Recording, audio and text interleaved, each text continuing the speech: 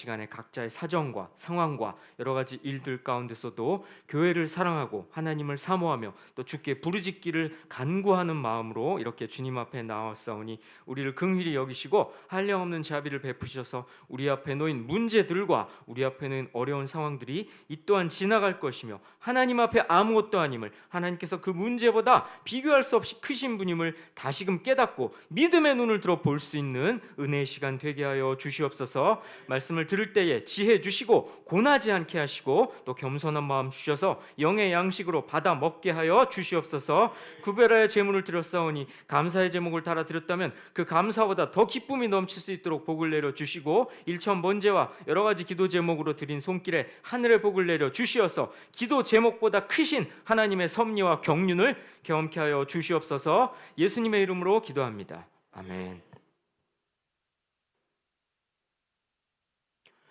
계속해서 민수기로 설교하고 있습니다. 민수기로 제가 1월 첫째 주부터 아마 설교를 주일 대예배를 제외하고는 저에게 할당된 설교에서 거의 대부분을 민수기로 설교를 해왔고요. 그래도 아직 뭐 한 10개 장 정도는 남아있는 것 같은데 아마 가을경에 민수기가 마치게 될 것 같습니다. 제가 청년 시절에 담당 목사님, 청년부 담당 목사님이 이제 사모님의 성함이 김민숙이었어요. 그래서 그 청년부 목사님이 우리 와이프가 민숙이야 이러면서 유머를 던지시곤 했는데 저도 한번 이렇게 던져 보겠습니다. 자, 어깨 이렇게 좀 펴시고 네, 민수기를 집중해서 한번 민수기 안으로 들어가 보겠습니다. 이스라엘 백성들이 시딤이라는 곳에 진을 치는데요. 시딤은 이방 민족 모압의 땅이었습니다. 모압이라는 이방 민족의 땅이었다는 거죠. 거기서 사달이 납니다. 말씀 볼까요? 함께 읽습니다. 이스라엘이 시딤에 머물러 있더니 그 백성이 모압 여자들과 음행하기를 시작하니라. 이스라엘 백성들이요 모압 여인들과 음행을 합니다. 여기서 음행이라는 건요 육체적인 걸 말하는데요. 네, 뭐 다른 의미 없습니다. 성경에서 구약에서 특히 구약에서 음행 그러면 뭐 육적인 것뿐만 아니라 영적인 음행, 그러니까 하나님 외에 다른 걸 섬기는 경우에도 음행이란 단어를 쓰는데 여기서 음행은 말 그대로 뭐 흉측한 육체적인 걸 말하는 겁니다. 이스라엘 남자들이 이방 여인과 관계를 했던 거죠. 하나님께서는 이스라엘 남자들이 이방 여인과 관계하는 것 자체를 기뻐하시지 않으셨습니다. 그래서 성경은 음행이라는 단어를 쓰고 있는 겁니다. 자, 그런데요, 이 음행이 문제인 건요, 육체적인 타락에 그치지 않고 신앙의 타락으로까지 이어지게끔 하기 때문입니다.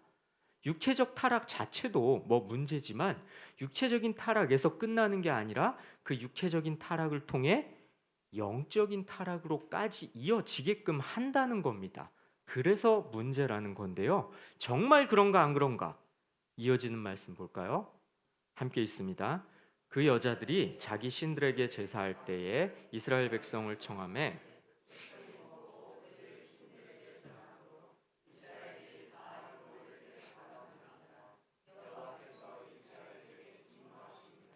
모압 여자들은요, 자기들이 섬기는 이방 신한테 제사를 지내는 일이 일상적이었을 겁니다.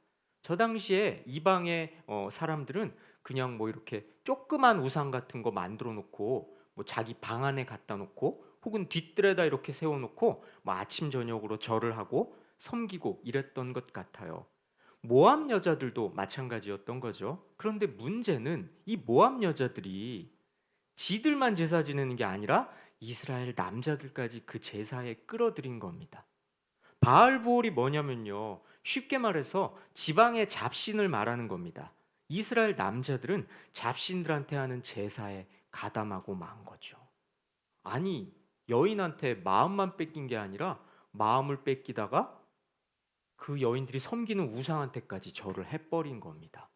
이 남자들이 이래요. 예. 왜 베갯머리 송사라는 속담도 있지 않습니까? 베갯머리 송사. 모압 여자들은요, 이스라엘 남자들한테 속삭이며 이방 제사를 권한 거고요. 모압 여자들의 청을 이스라엘 남자들은 거부하지 못한 거죠. 에잇! 나를 꼬드기려 하다니, 이렇게 박력 있게 나갔어야 되는데, 그래 네가 원하는 거니 내가 들어주마, 까짓 거 뭐 하나님도 살짝 눈 감아 주시겠지? 그래, 뭐 어디 있는데, 그거 어디 있는데, 뒤뜰에 있다고? 그래, 내가 그 더 큰 거 하나 세워줄게. 응? 그렇게 작아서 되겠어? 자, 돈 얼마면 돼? 뭐 이러면서 더 큰 우상도 뭐 세워주고 그러지 않았을까 짐작됩니다. 모압 여자들의 우상 숭배에 참여해 달라는 제안을 이스라엘 남자들은 거부하지 못한 거죠. 백성이 먹고 그들의 신들에게 절함으로 이스라엘 백성들은 이방 신한테 바치는 제물을 먹으면서 이방 신한테 절하면서 이방의 제사에 도취되듯 참여하고 만 겁니다.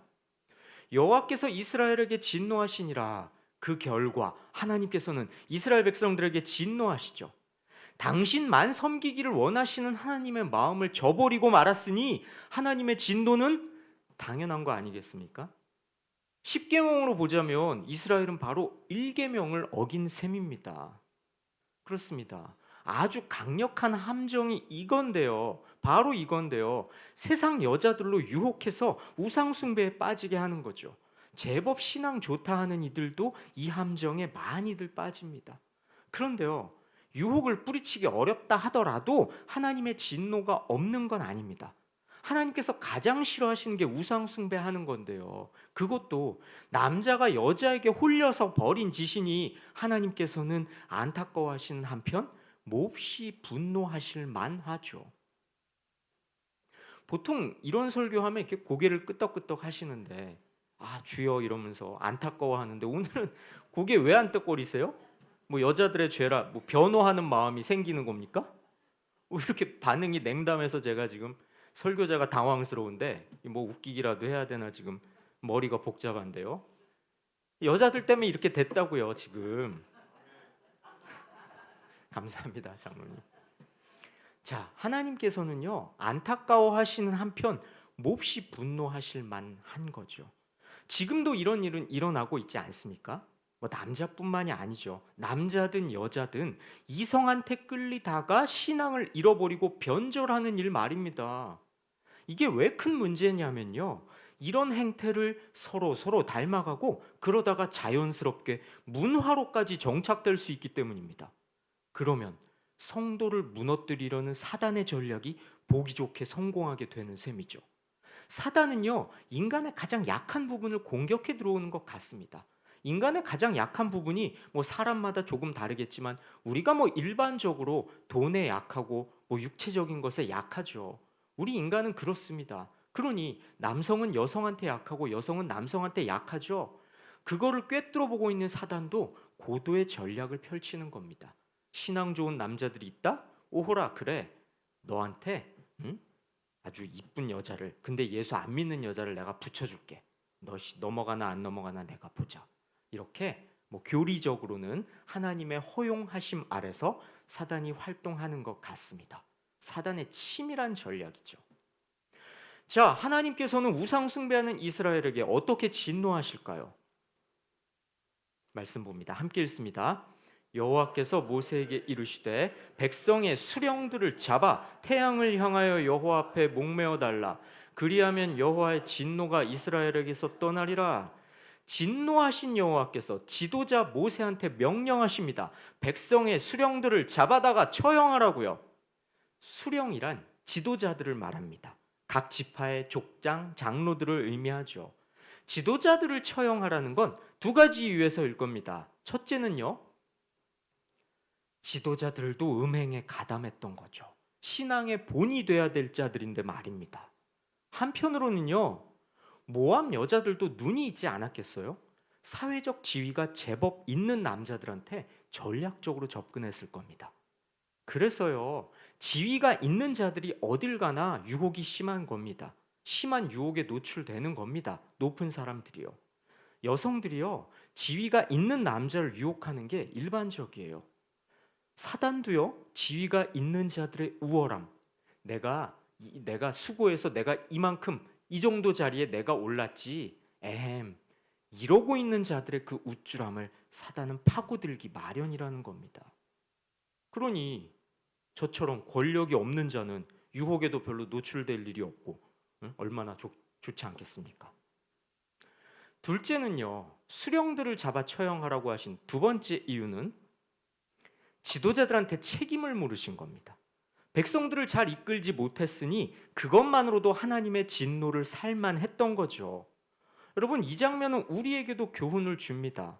이스라엘의 지도자들이 백성들의 죄에 대해서 책임을 져야 했듯이 우리 성도들이 세상을 향해서 짊어져야 할 책임이 있다는 겁니다. 이 세상의 죄악과 타락에 대해서 우리 성도들의 책임이 적지 않다는 거죠. 성도 여러분, 그러니 우리는 사람들을 하나님께로 이끌어내야 합니다. 이스라엘 백성들이 바알 제사에 가담하고 흥청망청 살다가 하나님의 진노를 샀던 것처럼 어둠 속에서 허우적대다가 하나님의 진노를 살 세상의 영혼들에게 복음의 빛을 비춰주고 그들을 빛 대신 주께로 이끌어내야 하는 겁니다. 누가? 우리가요. 그것이 바로 우리에게 주어진 사명이고 우리 인생 최대의 목표가 돼야 하는 거죠. 자, 한편요, 목을 매다는데요, 어디를 향해서? 태양을 향하여 달라고 합니다. 이건 두 가지 뜻으로 풀이되는데요. 첫째는 모든 사람들이 볼 수 있도록 공개적으로 처형하라는 뜻입니다. 왜 지금도 뭔가를 잘 보이게 하려면, 잘 보고 싶으면 이렇게 밝은 데로 가져가지 않습니까? 쉽게 말해서 태양빛이 없으면 전등 불빛이라도 불빛이 잘 드는 쪽을 향하여 이렇게 가야 되지 않습니까? 잘 보려면, 잘 보이려면 마찬가지인 거죠. 태양을 향하여 목을 매달라는 건 사람들이 잘 볼 수 있게끔 하라는 겁니다. 이스라엘 백성들이 같은 죄를 범하지 않게끔 경고를 하시려는 거였죠. 그 외 사극 같은 데 보면요, 이렇게 절대 권력자가 반역을 일으킨 자들의 참수라고 하죠. 목을 베지 않습니까? 그럼 목 베고 끝나는 경우보다는 목을 베서 이렇게 어디라고 해야 돼요? 아무튼 모두가 볼 수 있는 성문 앞에 이렇게 큼지막하게 매달아 놓지 않습니까? 그거 왜 그러는 겁니까? 본보기를 보이는 거죠. 봐라, 니들 내 권력에 도전하면 이렇게 돼? 그걸 보여주는 거 아닙니까? 뭐 긴 말 필요 없죠. 그 참수된 머리가 그대로 보여주는 거 아닙니까? 마찬가지였던 거죠. 하나님께서 수령들의 목을 다는데 태양을 향하여 달라고 하신 건 사람들이 잘 볼 수 있게끔 하라고 하신 겁니다. 이스라엘 백성들이 같은 죄를 범하지 않게끔 경고를 하시려는 거였죠. 둘째는요, 바알을 섬기는 게 얼마나 어리석은 짓인지 깨닫게 하시려는 거였는데요. 태양이란 당시에 신처럼 여겨지기도 했습니다. 왜냐하면요, 태양빛이 잘 내리쬐야 곡식이 여물지 않습니까? 우리 늘 이 9월 달쯤 되면 무슨 말 꼭 입버릇처럼 합니까? 아, 올해는 비가 많이 와서 과일이 맛이 없을 것 같아. 이 아주 그냥 햇빛이 그냥 내리쬐야 되는데 올해는 볕이 별로 없어서 이 과일이 맛이 없어. 이 추석 앞두고 이거 과일값이 오를 것 같아. 사실 우리는 매년 그런 말을 한 것 같아요. 올해만 그런 게 아니라 가만 생각해 보면 올해는 흉년이야. 매년. 자, 햇빛이 잘 내리쬐야 곡식이 잘 여무는 게 세상의 이치니까 이 당시 팔레스타인 사람들은 그래서 태양을 신처럼 섬기고 싶은 마음이 있었던 겁니다. 그래서 당시 사람들은 태양을 신처럼 우상처럼 섬기기도 했는데요. 그런 점에서 바알의 우상이란 태양하고 묘하게 연결되는 면이 있었습니다. 하나님께서는 바알을 섬기는 이스라엘을 그들이 섬긴 태양을 향하여 처형하게 하심으로써 우상 숭배가 얼마나 어리석은 짓이고 또 그 결말이 얼마나 처참한지를 깨닫게 하시려는 거였죠. 태양신을 섬겨? 태양신이나 바알이나 마찬가지야. 너희 태양신 섬기고 바알신 섬기고 그 짓 계속하다가는 이렇게 처참한 결과를 맞이하게 된단다. 이렇게 깨달음을 주시려고 하나님께서 태양을 향하여 매달라고 하셨던 겁니다. 성도 여러분, 하나님 외에 다른 것이 마치 내게 복을 가져다 줄 것처럼 생각하면서 그것을 얻고자 추구한다면 그게 바로 우상숭배입니다. 돈이, 가족이, 인간관계가, 내 직업이 하나님보다 우선순위를 차지한다면 그게 바로 우상숭배입니다. 하나님께서 그 비참한 결말을 친히 보여주시기 전에 그 전에 깨닫고 돌이켜야 하지 않겠습니까? 자, 그런데요. 우상 숭배자들이 처형당하는 이 와중에 기가 막힐 일이 벌어집니다. 어떤 일일까요? 함께 읽습니다. 이스라엘 자손의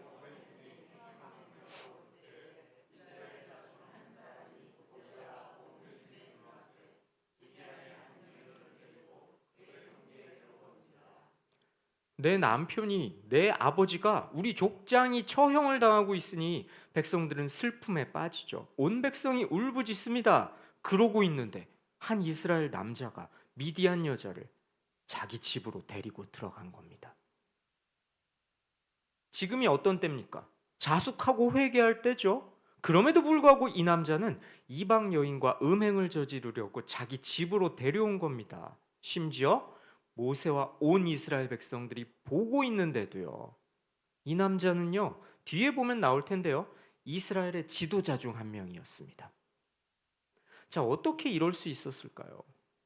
이방 여인과 음행을 저지르다가 우상숭배에 빠져서 하나님의 징벌을 받고 있는 중인데 어떻게 또 한쪽에서 이방 여인과 음행을 저지르려 하느냐 말입니다. 게다가 하나님께서는 이스라엘의 지도자들을 처형하라고 하시지 않았습니까? 그런 와중에 또 지도자가 죄를 저지르려 하니 기가 막힐 노릇 아닙니까? 이 장면은요, 분명하게 보여줍니다. 이스라엘이 그 정도로 죄악에 깊이 빠져버렸다는 겁니다. 헤어날 수 없을 정도로요. 이 정도 되면요, 눈에 보이는 게 없는 거죠. 속된 말로 될 대로 되라. 아니면 자신의 어떤 육체적 욕망을 제어하지 못할 수준까지 이르는 겁니다. 눈앞에 보이는 것이 없는 거죠. 그저 말초적인 욕망이 추구하는 대로 살아가는 그 모습이 이 장면에 반영돼 있지 않습니까? 지도자부터 일반 백성들까지 모두 다 죄를 즐기게 된 겁니다. 그러니 온 민족이 슬퍼하며 회개하는 순간에도 똑같은 죄를 저지른 거죠.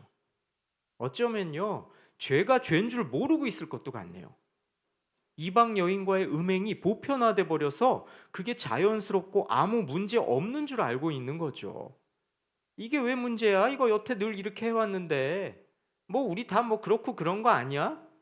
망측스럽고 흉측스럽지만 이런 생각이 보편화돼 버려서 이게 죄라는 의식도 없어져 버린 겁니다. 그러니까 이 와중에 또 이런 일이 벌어지죠. 그렇습니다. 죄가 만연하면요, 어느 순간부터 사람들은 그게 죄라고 생각 안 하게 됩니다. 자연스러운 거, 일반적인 걸로 여기게 되죠. 그래서 우리 인간한테는 계속적인 자극이 필요한 겁니다. 하나님의 말씀으로 계속 자극을 받아야 신앙의 양심이 무뎌지지 않을 수 있죠. 그래서 우리가 교회 공동체 안에 속해 있어야 하는 겁니다. 세상 속에 푹 빠지지 않기 위해, 죄에 물들지 않기 위해서라도 정기적으로 예배당에 와서 예배에 참석하고 말씀을 들어야 하는 거죠. 어떤 분들은 이렇게 생각합니다. 교회 그거 다녀봐야 번잡스럽기만 하고 사람들끼리 치이기만 하고 서로서로 상처나 주고 못된 거나 서로서로 보고 배우기나 하지. 우리가 하나님 믿으면 천국 간다며. 그럼 내 마음이 나 혼자 하나님 잘 믿으면 되는 거 아니야. 나는 혼자 집에서 예배 드릴래. 하나님은 어디나 계시다며. 그럼 당신들이 지은 예배당 안에만 계신 게 아니라 내 방에도 계시고 어디든 계실 거 아니야. 그러니까 나는 그냥 조용한 내 집에서 조용히 사람들하고 찌지고 뽑고 이렇게 안 하고 조용히 성경 보고 성경 펴놓고 기도하고 예배드리고 그렇게 하나님과 교제할래. 그래도 되는 거 아니야? 이렇게 말씀하시는 분들이 있을지 모르겠습니다.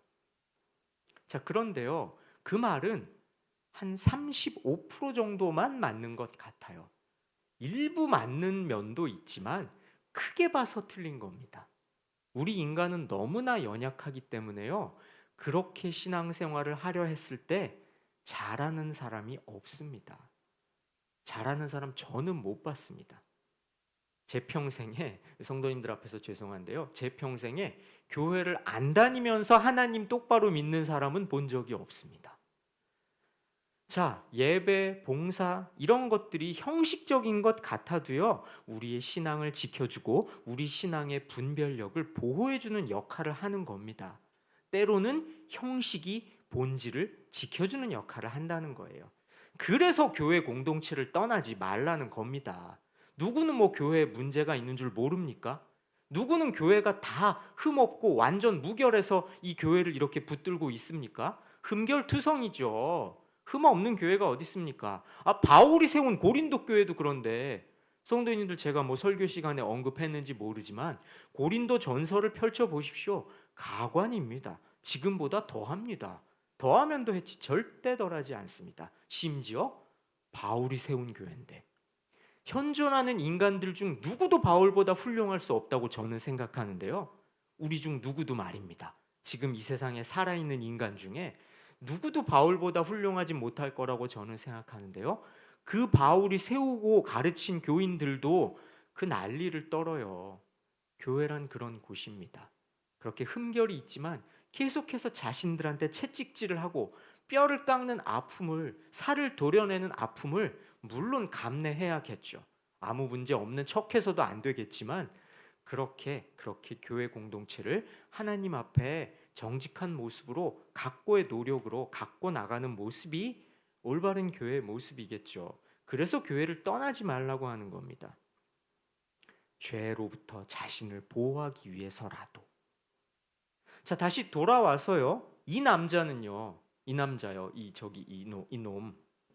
이 남자는요. 어쩌면 지도자라고 우쭐해서 이런 짓을 했을지도 모릅니다. 자기가 이렇게 해도 자기를 건드릴 사람이 없는 줄 착각했을 수도 있다는 거죠. 성도 여러분, 이 장면은 우리에게도 경고하고 있습니다. 자기 자신도 어쩌할 수 없을 정도로 죄악 속에 빠져 있진 않은지 돌아봐야 한다는 거죠. 이 남자가 죄가 죄인 줄 모르고 그랬다면 우리의 모습이 그와 같진 않냐는 거죠. 이미 인지할 수 없을 정도로 죄 속에 깊이 빠져 있진 않은가, 자기 자신을 돌아봐야 한다는 겁니다. 우리는 이렇게 둔감하기 쉬운 존재입니다. 우리가 아무렇지 않게 여기는 것들이 하나님 앞에 심각한 죄는 아닌지 역시 돌아보고 점검해야 합니다. 자, 이 뻔뻔스런 남자, 지 하고 싶은 대로 무사히 하게 될까요? 말씀으로 확인해 봅시다. 함께 읽습니다.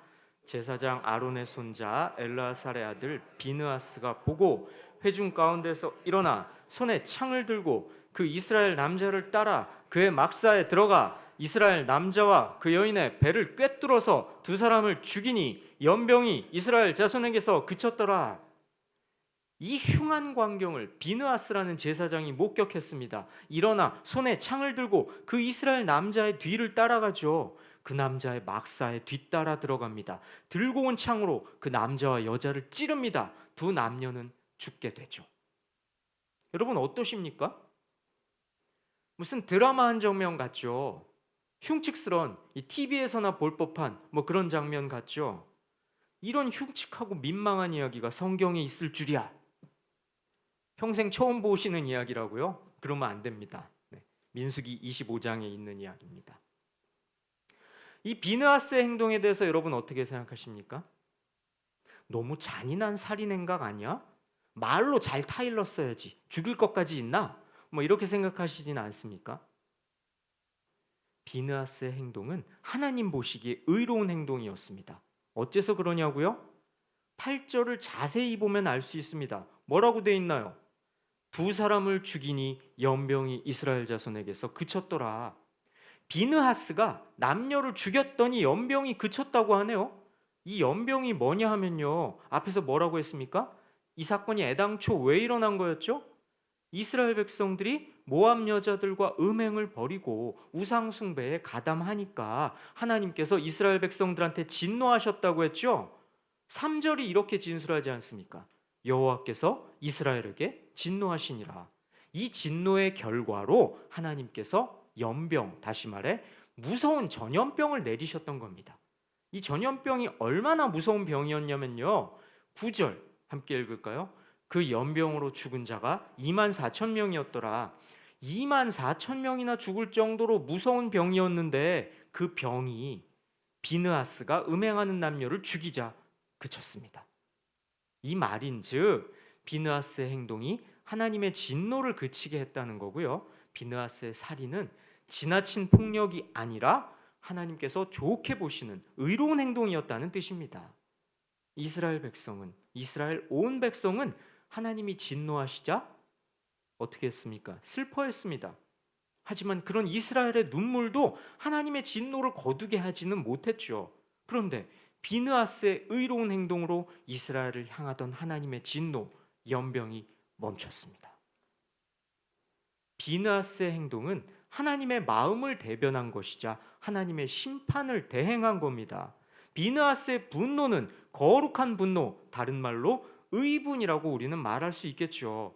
하나님께서 얼마나 답답하셨으면 비느하스의 이런 행동에 비로소 진노를 거두셨겠습니까? 성도 여러분, 우리에게 이런 의분이 있어야 하지 않겠습니까? 죄에 빠져 허우적대는 세상을 향해 우리는 거룩한 분노를 표출해야 합니다. 그럼 어떻게 해야 할까요?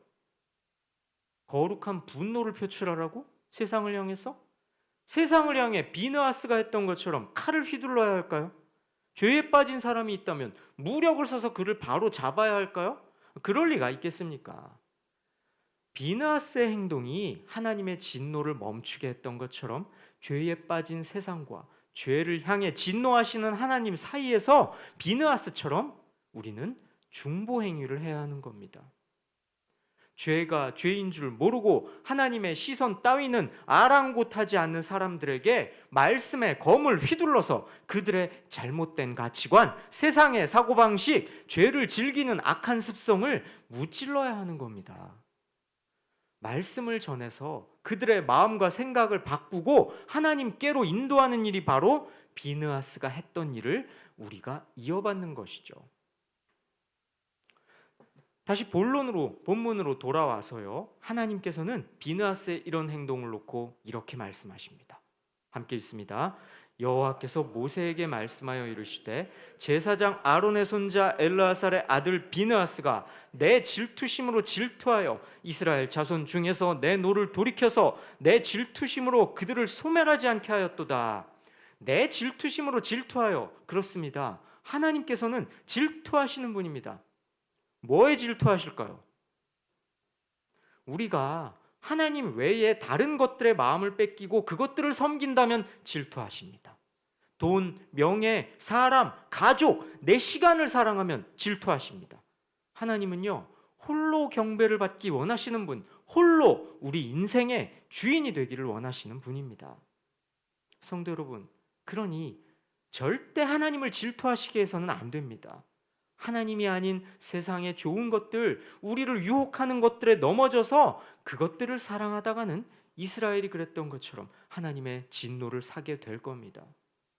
우리는 비느하스처럼 하나님의 질투심을 가슴에 품어야 합니다. 하나님을 버리고 세상을 사랑하는 음란한 이 세대를 향해서 하나님처럼 질투하는 마음을 품고 맹렬하게 의분을 쏟아내야 합니다. 그 방법이란 바로 말씀의 검, 복음의 칼이라는 무기를 들고 하나님을 거역하는 세상과 싸우는 것이죠.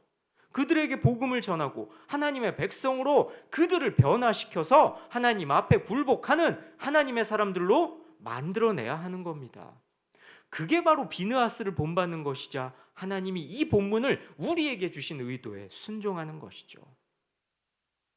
11절 다시 한번 볼까요?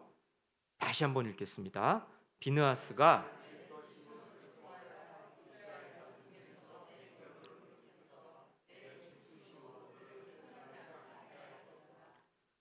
비느하스는 하나님의 명예를 위해 하나님처럼 분을 냈습니다. 하나님께서는 비느하스가 행한 일로 이스라엘 백성들에게서 분노를 거두셨고 그들을 전멸시키려던 뜻을 돌이키셨다는 거죠. 여러분, 하나님이 죄악에 빠진 사람들을 보시며 저렇게 질투하시는데 그 하나님의 마음을 우리도 품어야 하지 않겠습니까? 하나님과 내가 무슨 상관? 하나님은 하나님이고 나는 나지. 나는 지금 내 앞가림하기도 바빠. 여러분, 그런 마음을 품는다면 참 성도가 아닐 겁니다.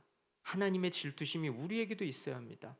세상을 사랑하는 이 악한 세대를 보면서 저게 아닌데, 저렇게 하면 안 되는데 안타까워하고 가슴속으로 눈물을 흘려야 합니다. 그 하나님의 질투심을 우리도 품어야 합니다. 이 말씀 읽어볼까요? 그와 그의 후손에게 영원한 제사장 직분의 언약이라. 그가 그의 하나님을 위하여 질투하여 이스라엘 자손을 속죄하였음이라. 그가 누굴까요? 비느하스죠. 비느하스는 하나님을 위해서 질투했고 그 결과 이스라엘 백성들은 속죄함을 입었습니다. 비느하스의 의로운 행동 덕분에 이스라엘 백성들의 죄는 덮어질 수 있었던 거죠. 비느하스의 이런 행동이 바로 세상과 하나님 사이에서 그가 한 제사장과 같은 행동이었던 겁니다. 성도 여러분, 비느하스의 이야기는요, 구약시대 한 의로운 영웅의 이야기가 아닙니다. 우리 모두가 따라야 할 본이 되는 인물이고 이야기죠. 비느하스의 의로운 분노와 용기 있는 행동 덕분에 이스라엘은 속죄함을 입었는데요, 마찬가지로 우리 또한 세상을 향해서 가만히 있지 말고 의로운 분노를 표출해야 합니다. 물론 그저 화만 내라는 게 아니겠죠. 거룩한 분노를 에너지로 삼아 말씀을 들고 타락한 세상을 공격해야 합니다. 9시 뉴스 보면서 에이 저 쳐 죽일 놈들, 에이 저놈들, 하나님은 뭐 하시나, 저놈들 안 잡아가고 저놈들 저거 지옥에 당장 안 보내시고 하나님은 대체 뭐 하시는 분일까, 공의로운 분이라며, 뭐 이렇게 한탄만 하라는 게 아니라요, 그 거룩한 분노를 에너지로 삼아서 말씀이라는 무기를 들고 세상을 향해 가야 된다는 겁니다.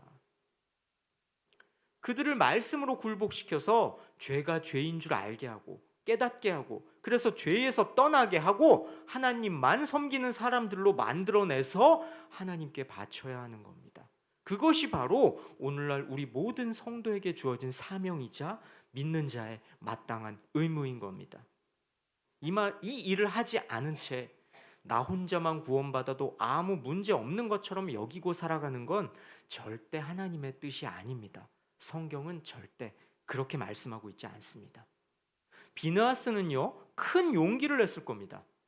그 범죄한 남자가 누구라고요? 그놈, 그 뻔뻔스러운 놈. 누구라고요? 이스라엘의 지도자 중 한 명이었습니다. 자칫했다가는 비느하스 자신이 큰 화를 입을지도 모르는 일이었죠. 고위 권력자의 자제였을 수도 있습니다. 그 금마 자체가 고위 권력자였을 수도 있고요. 그런데 그런 자를 공격한다? 비느하스는 목을 걸고 그 일을 한 겁니다. 비느하스는요, 자신이 큰 화를 입을지도 몰랐지만 눈치를 보거나 자신의 안위를 걱정하며 우물쭈물하지 않았습니다. 거룩한 분노, 의로운 분노에 불타올라 과감하게 결행했죠. 성도 여러분, 우리도요, 세상을 향해서 과감하고 용기 있게 말씀의 칼을 휘둘러야 합니다. 세상의 눈치를 보면서 내가 불이익을 당할까 봐, 그동안 잘 지내오던 세상 사람들하고 불화를 일으킬까 봐, 그래서 내 평판이 나빠지고 손해를 볼까 봐 몸을 사리고 안주하려 든다면 그건 믿는 사람의 올바른 태도가 아닌 겁니다. 마지막으로 아까 봤던 말씀 다시 한번 볼까요? 함께 읽습니다. 제사장 아론의 손자 엘르아살의 아들 비느하스가 보고 회중 가운데서 일어나 손에 창을 들고 그 이스라엘 남자를 따라 그의 막사에 들어가 이스라엘 남자와 그 여인의 배를 꿰뚫어서 두 사람을 죽이니 연병이 이스라엘 자손에게서 그쳤더라. 아멘. 일어나다로 번역된 히브리어는 쿰이라고 해서요, 자리를 박차고 결연히 일어나다, 이런 뜻입니다. 비느하스의 불타는 의분과 의지를 잘 나타내는 말이죠. 그렇습니다.